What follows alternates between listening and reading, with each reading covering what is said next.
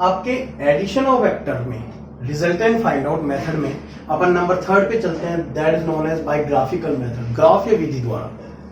ठीक है, तो ग्राफ्य विधि बस इतनी सिंपल सी है कि इसका नाम होता है हेड टू टेल मेथड। आपको सिर से दूसरे वेक्टर के पुछ को मिलाना है, हेड को टेल से मिलाना है। जैसे ये दो वेक्टर है, ये ए वेक्टर और ये बी वेक्टर मान लो, तो आपको कैसे भी करके एक वेक्टर के हेड को दूसरे वेक्टर के टेल से मिलाना है। ठीक है, तो ये मेथड कहलाता है। अब ये कैसे होता है तो इसको समझते हैं अपन। तो इसको समझने के लिए अपन क्या करते हैं, सबसे पहले समझते हैं पैरेलल शिफ्टिंग ऑफ वेक्टर, सदिश का समानांतर विस्थापन। जब अपन किसी सदिश को पैरेलल में एक जगह से दूसरी जगह लेंथ में, उतनी लेंथ में शिफ्ट कर सकते हैं। जैसे मान लो ये कोई एक वेक्टर है बी वेक्टर, अगर आप इसको पैरेलल में यहां पे ले जाएं, इसको पैरेलल में आप यहां पे ले जाएं, इसको पैरेलल में आप यहां पे ले जाएं, तो इन सभी का मान क्या होगा, बी वेक्टर ही होगा।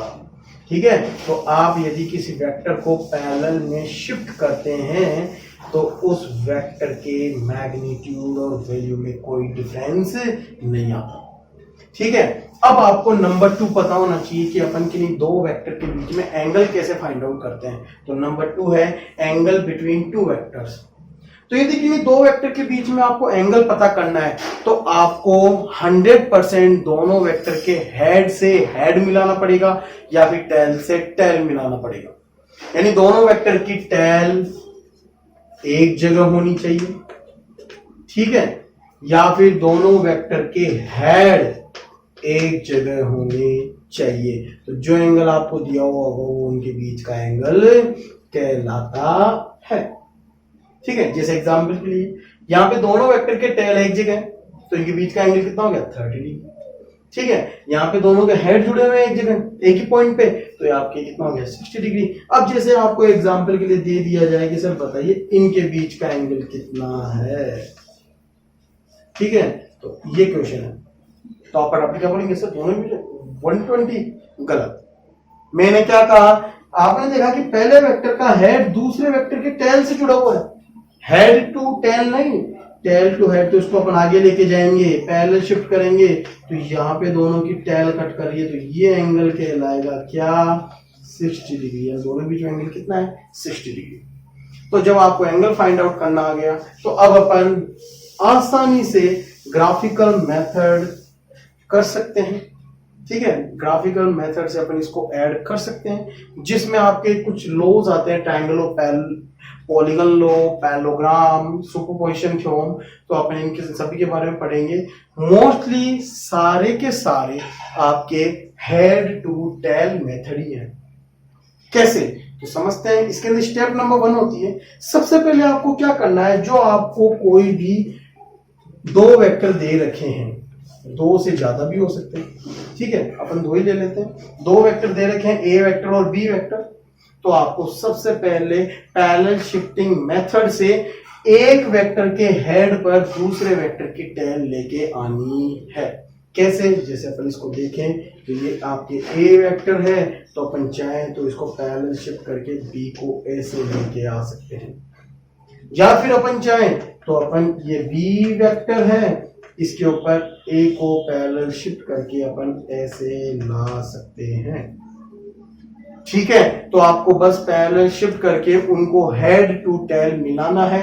अब स्टेप नंबर 2 ये बोलती है कि फर्स्ट वेक्टर की टेल और लास्ट वेक्टर के हेड को मिलाकर एक वेक्टर खींच दो, जो किसको रिप्रेजेंट करेगा, रिजल्टेंट वेक्टर को रिप्रेजेंट करेगा, उनके सम को रिप्रेजेंट करेगा। जैसे अपन समझना चाहे कोई पर्सन यहां पर है, यहां से वो यहां तक गया, यहां से यहां तक गया, तो उसका डिस्प्लेसमेंट कितना हुआ, दोनों इनिशियल पॉइंट और फाइनल पॉइंट को मिलाकर खींचने वाली straight line, that is known as resultant vector, resultant displacement. तो अपन ऐसे भी समझ सकते हैं। और अपन देखना चाहें तो इसमें देखें तो सर इसका ये फर्स्ट है, तो फर्स्ट की टेल और लास्ट का हेड, तो ये आपके रिजल्टेंट वेक्टर, ये भी क्या कहलाएगा, ए वेक्टर प्लस बी वेक्टर। ठीक है, तो ये तो दो वेक्टर थे और यही मेथड आपकी क्या कहलाता है, ट्रायंगल लो। ट्रायंगल लॉ में बस इतना सा बोला जाता है, when a two vectors are in same order represent two sides of a triangle, then third side in opposite order, order ऐसे होना चाहिए था, इसका क्रम ऐसे होना चाहिए, तो इसके अपोजिट इनके वेक्टर सम को रिप्रेजेंट करती है, जो भी अपन आगे और देखेंगे इसके बारे में।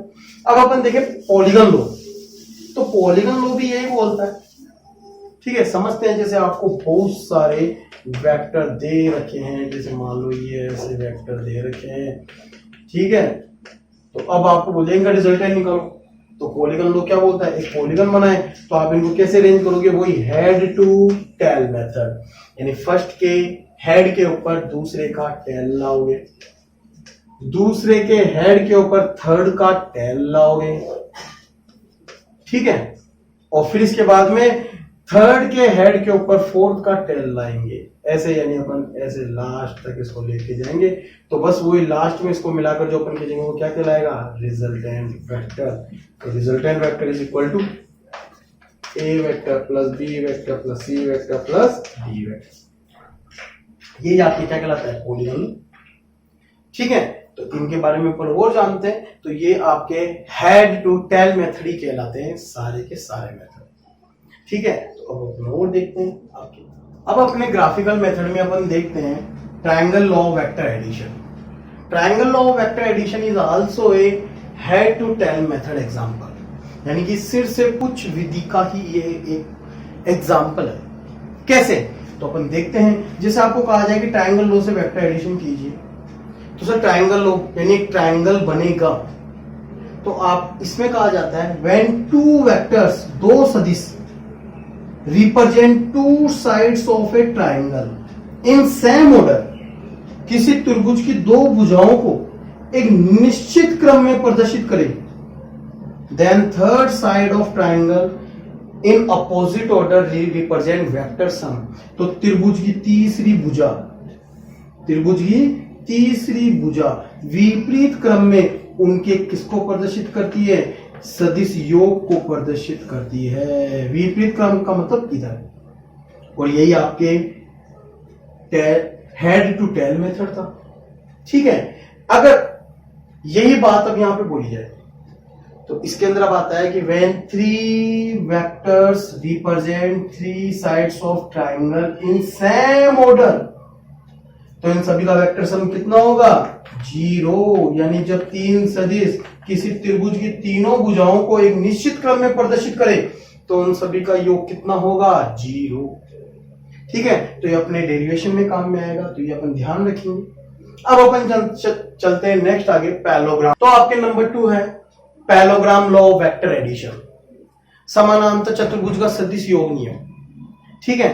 तो ये नियम तभी लगता है जब आपके दो वेक्टर टेल टू टेल मिले, ठीक है, यानी ये दोनों वेक्टर एक पैरेललोग्राम की दो एडजेसेंट साइड्स को रिप्रेजेंट करते हैं, ठीक है। इनके बीच का एंगल यदि थीटा है, तो आपके when two vectors represent two adjacent sides of parallelogram, ठीक है, then its diagonal represent vector sum of both vector, इन दोनों का वेक्टर सम बताएंगे, ठीक है। जब कोई दो सदिश समानांतर चतुर्भुज की दो आसन भुजाओं को प्रदर्शित करें, तो आपके इसका विकर्ण इसके परिणामी को प्रदर्शित करता है, तो आर वेक्टर इक्वल टू क्या होगा, P vector plus Q vector. यह भी एक त्रिभुज नियम है। कैसे, क्यू को यदि अपन समानांतर में इधर शिफ्ट करें तो यह आ जाएगा, तो पी वेक्टर और क्यू वेक्टर, आर वेक्टर क्या हो गया, P vector plus Q vector. तो जब भी एक समानांतर चतुर्भुज नियम का क्वेश्चन आए, आपको दो वेक्टर को सोल्व करने के लिए बोले, तो आप पैरेललोग्राम लॉ लगाएंगे। तो सबसे पहले आप P एंड Q की वैल्यूज फाइंड आउट कर लीजिए, उनके बीच का एंगल निकाल लो, और आपको पता है रिजल्टेंट के मैग्नीट्यूड का फॉर्मूला क्या होता है, square root of P square plus Q square plus 2pq cos theta, जो अपने 11th क्लास में पढ़ा था। इसको अपन लगाकर इसका परिमाण ज्ञात कर सकते हैं। नंबर 2, अब अपन इसकी दिशा भी निकाल सकते हैं। तो दिशा निकालने का फॉर्मूला क्या था, tan अल्फा, यदि ये कोण P के साथ बने तो tan अल्फा बराबर Q sin theta upon P plus Q cos theta. किसके साथ कोण बन रहा है, P के साथ, तो नीचे P अकेला आता है और Q के कंपोनेंट हो जाते हैं, ऊपर साइन वाला नीचे कोस वाला। ऐसे की ऐसे यदि यही कोण अपने क्यू के साथ बने, क्यू के साथ बने तो बीटा, तो क्यू के साथ बन रहा है तो नीचे क्यू अकेला आएगा, तो P sine theta upon Q plus P cos theta. ठीक है, तो यदि क्यू के साथ बने तो क्यू अकेला नीचे आएगा। परंतु ये फॉर्मूले अपने ज्यादा काम में नहीं आते हैं। अपने 12th क्लास में सबसे इंपॉर्टेंट फॉर्मूला ये काम आएगा क्या, कि यदि दोनों इक्वल हो, पी और क्यू इक्वल होंगे, अपने एवरी क्वेश्चन के अंदर पी और क्यू इक्वल ही लिया जाएगा, नॉट इक्वल की अपने कंडीशन ही नहीं है। तो जब ऐसी कंडीशन हो तो आपके अल्फा कितना था, थीटा बाई 2, यानी कि दोनों के बीच में से रिजल्टेंट पासेज होगा। तो यदि आपको एंगल दे दिया जाए 60 डिग्री, तो आप कितने डिग्री पे बताओगे, 30 डिग्री पर रिजल्टेंट बताओगे। 120 बोले तो इसका आधा कितना, 60 डिग्री पर बताओगे। तो इस प्रकार आपको एंगल क्या कर देना है, हाफ। ठीक है, तो अपन इसके एग्जांपल लेके इसको समझते हैं कि पैरेललोग्राम लो अपन कैसे काम में लेंगे, तो देखते हैं। तो अभी अपन ने देखा कि कैसे अपन पैरेललोग्राम लो काम में लेकर अपन रिजल्टेंट वेक्टर फाइंड आउट कर सकते हैं। तो अब अपन इसकी एप्लीकेशन देखते हैं। 12th क्लास के अंदर ये रिजल्टेंट परिणामी कूलॉम बल में ज्ञात करने में अपन काम में लेंगे। तो अब अपन देखते हैं application of resultant method in Coulomb's law. ठीक है, तो सबसे पहले बात आती है सर कूलॉम्स लॉ क्या होता है। तो कूलॉम्स लॉ अपने 12th क्लास के अंदर पूरा एक चैप्टर है, उसके अंदर अपन पढ़ेंगे, परंतु यहाँ पे अपन थोड़ी बेसिक जानकारी ले लेते हैं जो इंपॉर्टेंट है। वो क्या कि आप सभी को पता है कि दो चार्ज होते हैं, जैसे आपने देखा है Na प्लस Cl माइनस, एक प्लस का एक माइनस का, या फिर दोनों प्लस के या फिर दोनों माइनस के। तो आपके दो चार्ज होते हैं, तो वो हमेशा एक दूसरे के ऊपर विद्युत बल, इलेक्ट्रिक फोर्स लगाते हैं।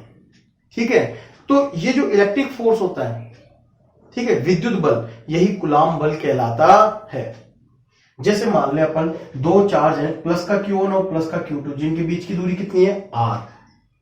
तो यहां पर Q1 आवेश, Q1 चार्ज Q2 पर बल लगाएगा, ठीक है, और Q2 चार्ज Q1 पर भी बल लगाएगा। ठीक है, तो दोनों एक दूसरे पे क्या लगाते हैं, बल लगाते हैं। तो यह जो कूलॉम बल होता है, यह कूलॉम बल दोनों आवेशों के गुणनफल के क्या होगा, समानुपाती। ठीक है, और नंबर 2, यह बल इनके मध्य की दूरी के वर्ग के क्या होता है, व्युत्क्रमानुपाती होता है। ठीक है, तो जैसे अपन समीकरण 1 व 2 को मिलाएंगे इक्वेशन 1 और 2 से, तो आपके क्या मिलेगा, F directly proportional to Q1 Q2 upon R square. जब अपन प्रोपोर्शनैलिटी साइन, समानुपाती चिन्ह हटाते हैं, तो यहाँ पे क्या आता है, नियतांक, एक कांस्टेंट आता है जो आपके क्या कहलाता है, K। ठीक है, तो ये होता है आपके कूलॉम बल, विद्युत बल। ठीक है, जहां K क्या है, जहां K एक समानुपाती नियतांक है जिसका मान होता है 1/4 pi epsilon naught is equal to 9 × 10⁹ in MKS। तो अपन को यही याद रखना है। सर ये एप्सिलॉन नॉट क्या होता है, ये अपन उसी चैप्टर में देखेंगे जहां पे अपन कूलॉम बल पढ़ेंगे। तो बस अभी आपको इतना याद करना है कि K बराबर कितना होता है, 9 × 10⁹ और अपन इससे परिणाम में बल याद कर सकते हैं। इस बल के साथ आपको बल की दिशा लगानी भी आनी चाहिए। तो कैसे लगाते हैं, तो इसके बारे में अपन जानते हैं।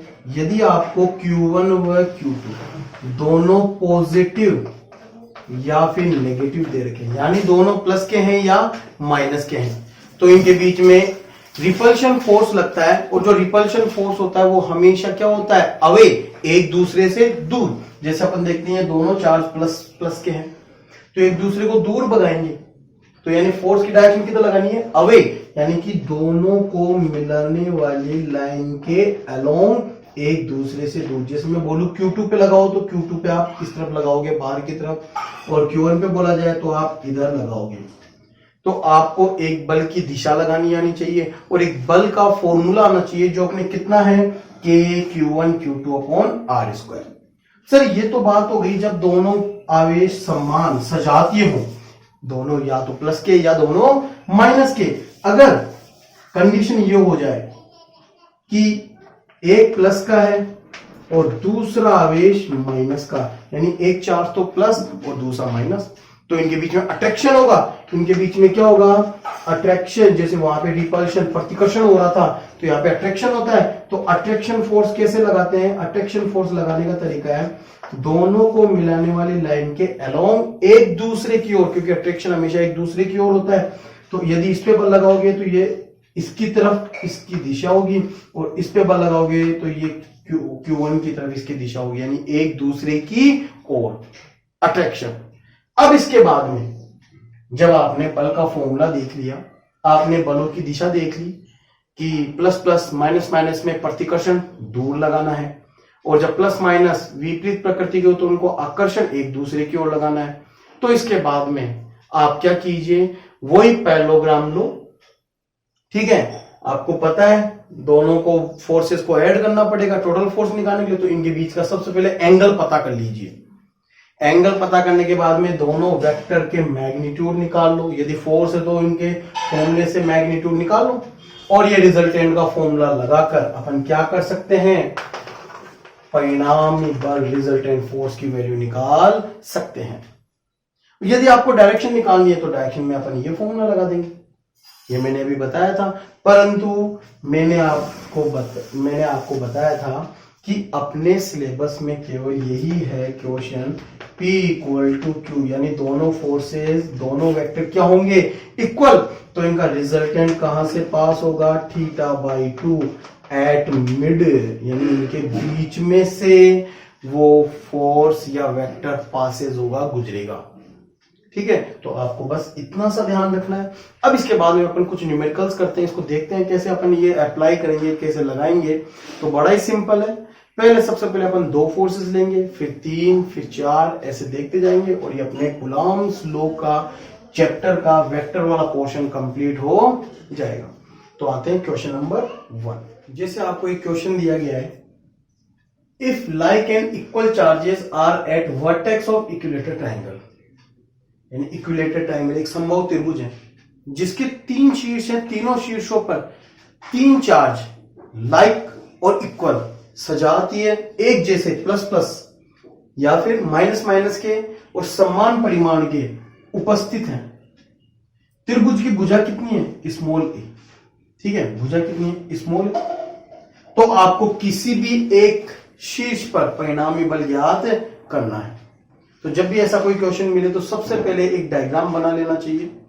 ठीक है, सिंपल सा। तो आपने कहा जैसे जैसे आपने कहा वैसे अपन डायग्राम बनाते हैं। मान लो जैसे आपके ये इक्विलेटरल ट्राइंगल है, इसको नाम दे देते हैं ए बी सी। ठीक है, इसकी साइड कितनी है, स्मॉल ए स्मॉल ए स्मॉल ए। अब आपको पता है कि एवरी एंगल कितना होता है, 60।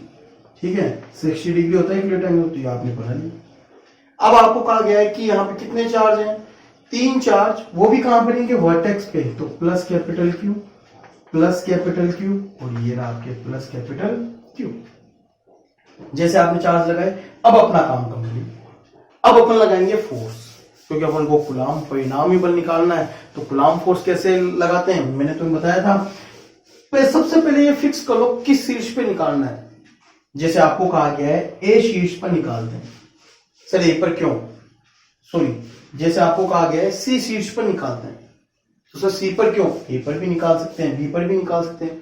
आपके मन में आए जिस शीर्ष पे निकालिए, कोई दिक्कत नहीं है। तो बस ये ध्यान रखिए जिस शीर्ष पे आप निकाल रहे हैं उस शीर्ष को, उस वर्टेक्स को आप ले लो। सारे फोर्स कहां पे लगाने हैं, इसी वर्टेक्स पे लगाने हैं।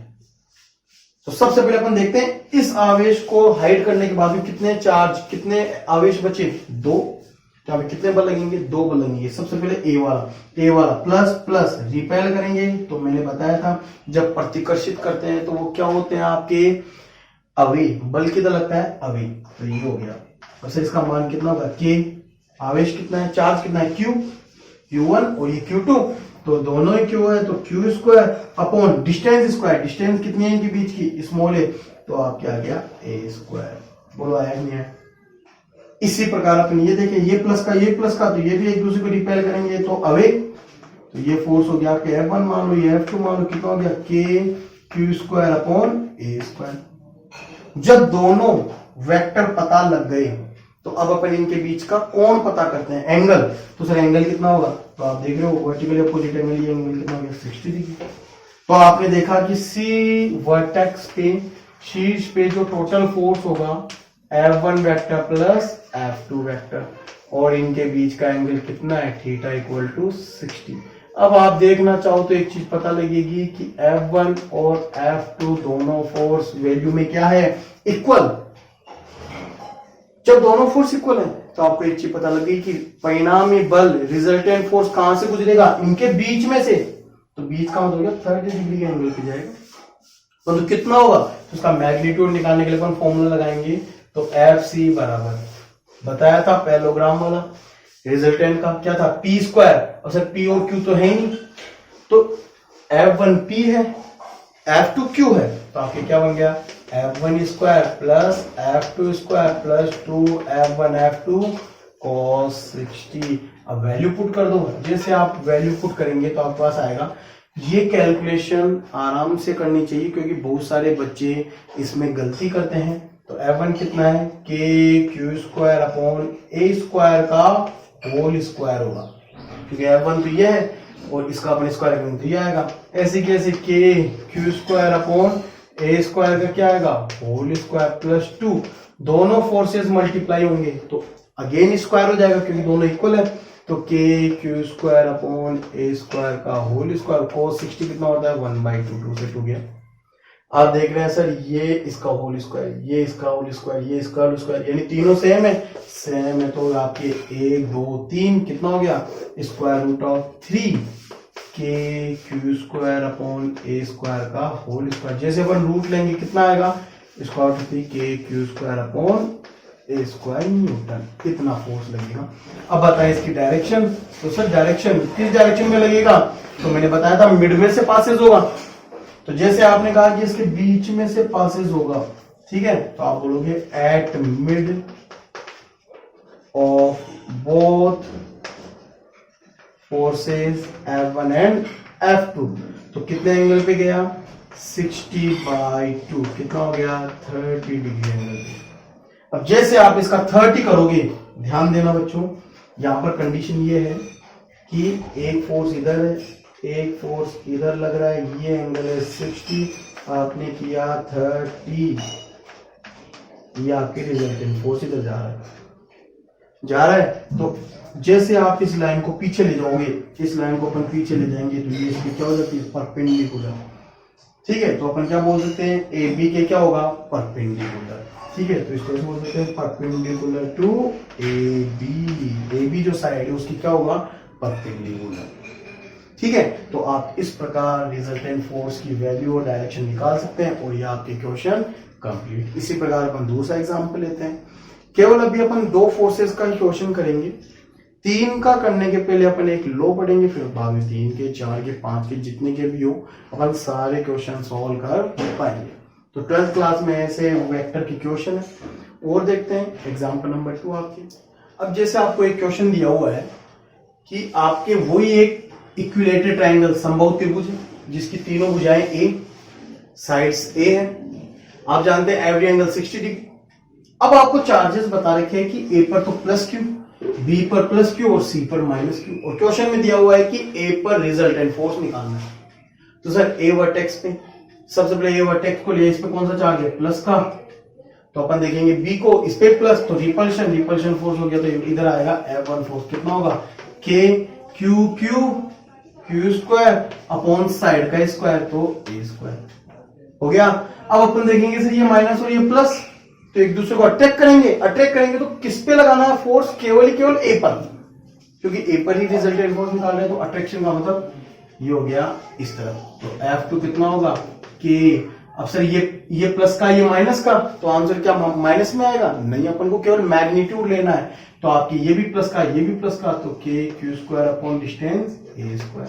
अब इनके बीच का एंगल पता होना चाहिए। अब सर इनके बीच का एंगल कैसे पता करें, मैंने आपको वेक्टर के बीच में एंगल निकालना बताया था। आप एंगल तभी निकाल सकते हैं जब 2 वेक्टर आपके हेड से टकराए या फिर टेल से टकराए। तो यहां पर ये टेल से यहां पे टकरा रहे हैं, तो इनके बीच का एंगल ये हो गया। तो ये 60 है तो ये कितना होगा, थीटा हो गया 120। ठीक है, अब अपन इसका रिजल्टेंट फोर्स निकालते हैं। तो सर रिजल्टेंट फोर्स निकालने का फॉर्मूला क्या होता है, सबसे पहले देख ले, एफ वेक्टर बराबर क्या होगा, F1 vector plus F2 vector. अब पता होना चाहिए थीटा कितना है, 120। ठीक है, और आप देख रहे हैं वही बात कि F1 और F2 दोनों ही क्या है, मैग्नीट्यूड में इक्वल है। तो आपके इसका रिजल्टेंट का फॉर्मूला क्या होगा, वही आपके square root of F1 square plus F2 square plus 2F1 F2 cos 120। अब आपको cos 120 की वैल्यू पता नहीं चाहिए कितनी होती है, माइनस की 1/2। ये वैल्यू आपको पता होगी तब ये न्यूमेरिकल सोल्व होगा। तो वही ट्रिग्नोमेट्री की बात है। तो सर F1 कितना है, वैल्यू रखेंगे तो k Q square upon A square का whole square plus k Q square upon A square का होल स्क्वायर। यहाँ पे जब अपन दोनों फोर्सेस रखेंगे तो उनका स्क्वायर वैसे हो जाएगा, तो 2k Q square upon A square का होल स्क्वायर, और ये आपके माइनस का हाफ। तो 2 से ये कट गया, तो ये टर्म किसकी हो गई, ये हो जाएगी माइनस की, और जैसे ये माइनस की टर्म हो जाएगी तो ये पूरा 1 के साथ कैंसिल हो बचा 1। तो आपके रिजल्टेंट फोर्स किसके इक्वल होगा, वही किसी एक फोर्स के इक्वल हो जाएगा। ठीक है, तो ये आपके न्यूटन इतना फोर्स आ गया। अब इसकी डायरेक्शन निकालें, डायरेक्शन वही θ/2, 120 का हाफ कितना होता है 60 डिग्री। अच्छा 60 डिग्री का मतलब यानी ये 60 डिग्री ऐसे जाएगा, इधर से ले लो 60। तो जैसे आपने इसको बनाया तो ये इसके क्या हो जाता है, इस साइड के पैरेलल हो जाता है। तो आप क्या बोलोगे, इसकी डायरेक्शन क्या हो गई, पैरेलल टू, डायरेक्शन क्या है B2C, BC। अगर ये ऐसे होता तो इसको बोलते हैं C2B यानी CB। तो बस ये आपके क्या हो गया, इसका आंसर। तो ऐसे अपन रिजल्टेंट निकाल सकते हैं। तो आपने 2 फोर्सेस का रिजल्टेंट निकालना देखा। अब अपन देखेंगे 3 या फिर 4 या 5 से ज्यादा फोर्सेस लगे तो उनका रिजल्टेंट कैसे निकालते हैं।